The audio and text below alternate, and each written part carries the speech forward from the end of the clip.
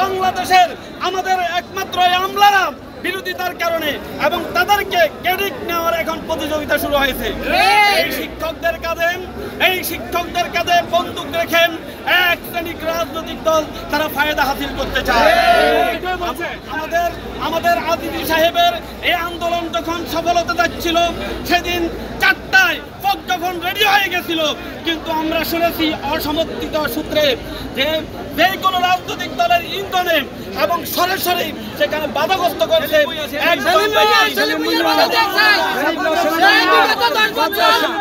10 বছর যাবত সেই অবসরপ্রাপ্ত সে কিভাবে শিক্ষক ফেডারেশনের সভাপতি হতে পারে, তাকে আমরা মানি না।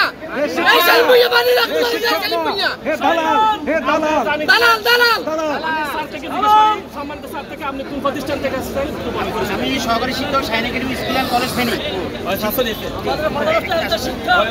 বক্তব্য দিবে একটু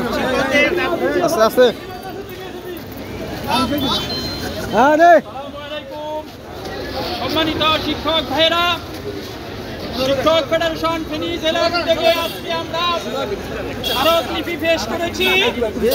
আপনারা যারা এখানে আসছেন সবাইকে আন্তরিক ধন্যবাদ জানাচ্ছি। ফেনী জেলা শিক্ষক পরিষদ ফেডারেশনের পক্ষ থেকে আপনাদের সামনে সংক্ষিপ্ত কথা বলবেন বাংলাদেশ মাধ্যমিক শিক্ষক পরিষদ কেন্দ্রীয় কমিটির সম্মানিত সভাপতি সহসভাপতি Feni Shahin academy school and কলেজের সম্মানিত অধ্যক্ষ জনাব এম একরাম ভূঁইয়া।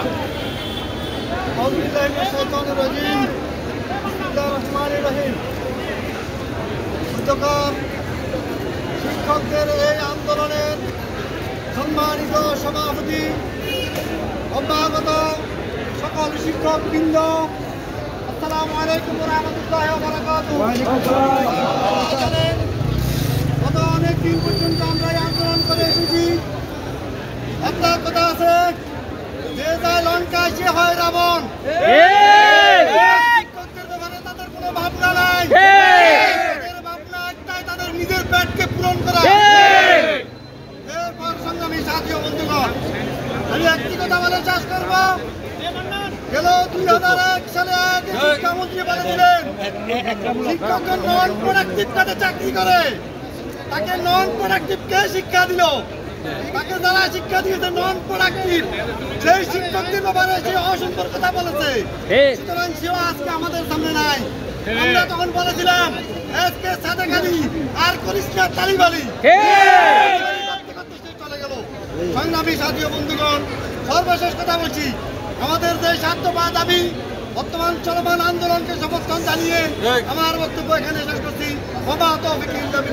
আসসালামু আলাইকুম ওয়া রাহমাতুল্লাহ। আমাদের দাবি মানতে হবে, মানতে হবে, 20% দিতে হবে, দিতে হবে। আমরা সর্বশেষ একদম শেষ পর্যায়ে এসে পৌঁছেছি। এই পর্যায়ে আপনাদের সামনে সংক্ষিপ্ত বক্তব্যের মাধ্যমে আমাদের আজকের কর্মসূচি এখানে শেষ হবে। এখন আপনাদের সামনে সংক্ষিপ্ত বক্তব্য রাখছেন বাংলাদেশ মাদ্রাসা শিক্ষক পরিষদের জেনারেল সেক্রেটারি জনাব মাওলানা মুফতি ফারুক আহমেদ।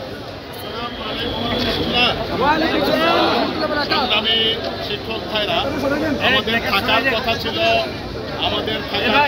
শ্রেণীকক্ষে, আর সেখান থেকে এখন আমরা আসি রাস্তায়। কারণ এই স্বাধীনতার 54 বছরে বাংলাদেশের শিক্ষক সমাজ বরাবরই এদেশে কর্মীদের বেতন এবং শিক্ষকদের বেতন তুলনা করলে শিক্ষকদের বেতন কম হয়, দেশে শিক্ষার মান ধরে রাখা যায় না।